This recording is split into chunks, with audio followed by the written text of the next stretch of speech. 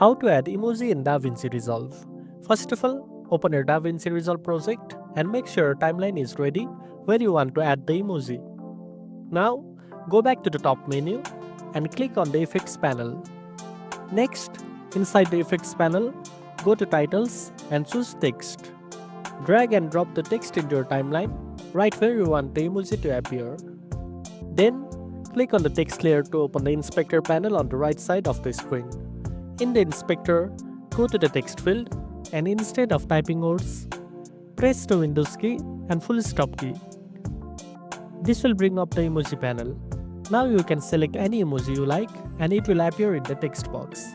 After that, you can resize the emoji by increasing the font size in the same panel. You can also change its position by adjusting the position sliders under the Layout tab. If you want the emoji to move or animate, go to the Fusion tab and add keyframes or effect as you wish. Once you are happy with the placement and style, play the timeline to preview the emoji in action. And that's it. Now you know how to add emoji in DaVinci Resolve. If you found this video helpful, don't forget to like, share and subscribe for more tech tips. Thanks for watching and I'll see you in the next one.